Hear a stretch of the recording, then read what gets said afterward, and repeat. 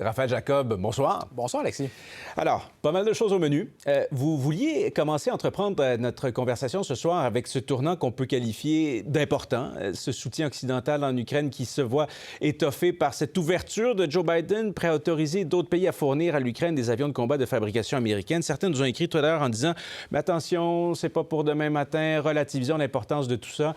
Votre point de vue là-dessus? En fait, les deux choses ne sont pas mutuellement exclusives, Alexis. C'est-à-dire que c'est vrai que c'est important potentiellement, présumant que ça se concrétise. C'est vrai que c'est pas demain la veille non plus que ça va être utilisé en Ukraine. D'ailleurs, on prévoit au moins plusieurs mois, ne serait-ce que pour former les Ukrainiens qui éventuellement utiliseraient ou utiliseront ces armes-là. En même temps, ce qui est important de noter, c'est que ça ne s'inscrit pas dans un vase clos. Et si vous vous posez simplement la question élémentaire suivante, est-ce que depuis le début de ce conflit-là, qui remonte, on le rappelle, un peu plus d'un an maintenant, est-ce qu'on est en mode davantage d'escalade ou de désescalade? La réponse, elle est évidente. On est en mode escalade parce que ce n'est pas, encore une fois, le premier épisode de la sorte. Rappelez-vous simplement, on n'a pas le temps ensemble de faire tous les exemples, mais ne serait-ce qu'au cours des derniers mois.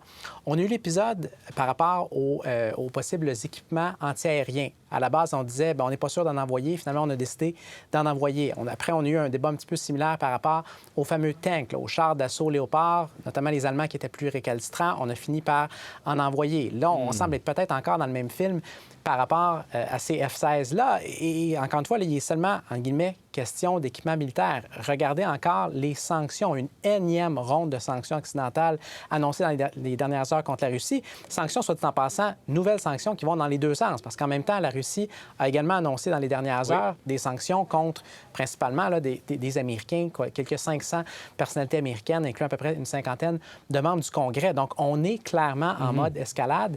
Et l'autre point, je crois, fondamental à réaliser là-dessus, c'est que si le plan occidental, et je lisais les propos d'un ex-conseiller du président Zelensky à cet effet-là il y a quelques heures, si le plan occidental, le plan ukrainien, le plan américain, pardon, c'est d'armer et d'armer et d'armer davantage l'Ukraine jusqu'à temps que la Russie se retire unilatéralement de l'Ukraine, mais je m'excuse de vous le dire comme ça, mais la chose principale dont on va devoir s'armer, c'est de patience. Parce que croyez-moi que c'est pas demain la veille que Vladimir Poutine... C'est une guerre d'usure. C'est une guerre d'usure, mais qui peut durer très, très longtemps, sur des mois, pour pas dire potentiellement même des années. Et d'un point de vue humain, exact. À chaque jour qui passe, c'est ce pauvre pays-là qui se fait détruire de plus en plus, des civils qui sont tués, des femmes qui sont violées. Donc, c'est simplement d'une grande tristesse actuellement. Une tristesse infinie, une tragédie à chaque jour qui passe, comme vous le soulignez à juste titre, Raphaël. On va fermer la parenthèse là-dessus, puisqu'on faut se garder un peu de temps pour parler de Ron DeSantis. Parce que là, si on en croit ce qui se transparaît dans les médias américains, le gouverneur de la Floride, adversaire jadis plus coriace de Donald Trump, serait sur le point d'officialiser sa candidature? Oui, potentiellement dès la semaine prochaine. L'utilisation du mot « jadis » est bonne, Alexis. On dit souvent que 6 mois, c'est une éternité en politique. Ça, c'en est un sacré bon exemple parce que littéralement, il y a 6 mois, on mesurait potentiellement M. DeSantis face à M. Trump en vue des primaires de 2024. M. DeSantis était en avance dans plusieurs de ces sondages-là. Or, aujourd'hui, à la veille ou la quasi-veille du lancement de sa candidature officielle, écoutez, dépendant des sondages, il est maintenant 35, 40, 45 points en arrière. Le dernier sondage... Déconfiture! Une déconfiture complète en à peine quelques mois. Une erreur, je crois, tactique extrêmement grave pour lui, c'est que sa mission première en amont de l'annonce de sa candidature, donc dans les mois qui allaient mener à son lancement de campagne, c'était de coaliser le vote non-Trump derrière lui et dissuader des candidatures républicaines alternatives. Or, Alexis, qu'est-ce qu'on a appris également dans les dernières heures? Oui, il y en a un autre là, qui a manifesté son intérêt. Exact. Doug Burgum, le gouverneur du Dakota du Nord.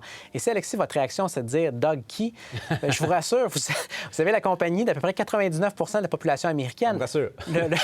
Le point étant que lorsqu'on est rendu avec, honnêtement, d'anonymes tâcherons comme ça, qui eux-mêmes sentent que ça pourrait être bon pour eux de lancer dans la course, c'est que M. DeSantis a échoué complètement pour ce qui est de dissuader d'autres candidatures républicaines. Donc, il y a ça d'un point de vue tactique.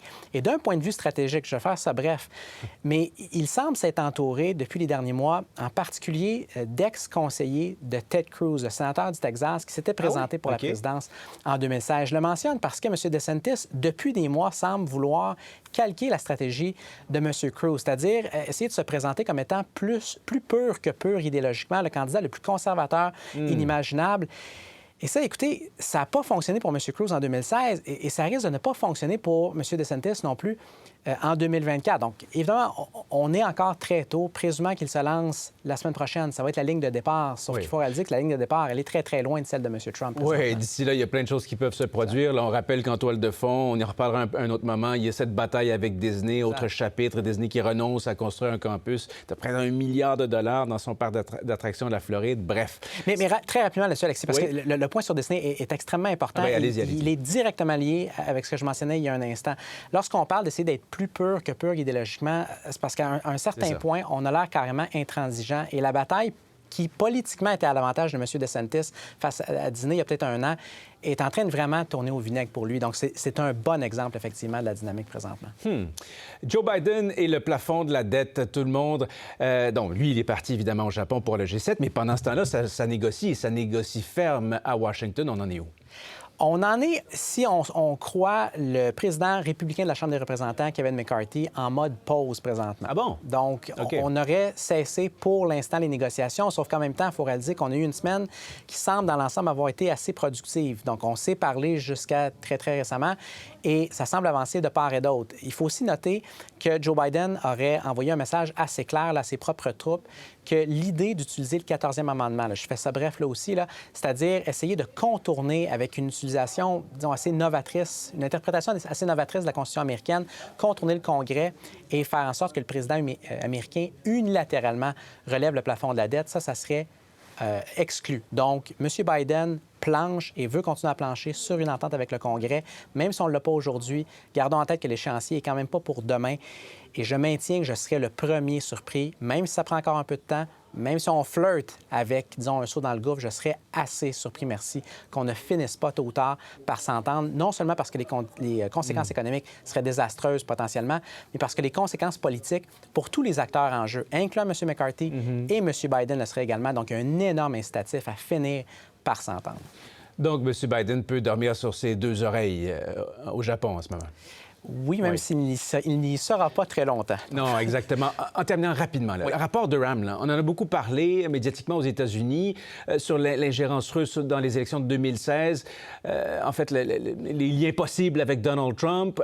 Qu'est-ce qu'on doit retenir de tout ça? Est-ce que ça peut avoir une incidence? Ça va avoir une incidence dans la mesure où Donald Trump va continuer à en parler, parce que pour lui, disons que ça valide entièrement. Exactement, sa théorie de la chasse aux sorcières. La réalité est plus complexe que ça. En quelques secondes, je vous dirais que ça va être récupéré politiquement de façon extrêmement tribale et partisane comme à peu près n'importe quoi depuis des années, pour ne pas dire un peu plus longtemps que ça, aux États-Unis. En même temps, ce qui est également vrai, c'est qu'il y aurait lieu, je crois, un examen de conscience de part et d'autre, mais encore une fois, dans le climat hyper partisan, exact. Mais on n'aura pas ça dans un climat aussi tribal, aussi polarisé, aussi divisé que celui qu'on a aux États-Unis. Oui, et je pense qu'on est là dans ce genre de dynamique pour encore longtemps, d'autant plus que les primaires approchent, la présidentielle et tout ça. Aïe, aïe, aïe.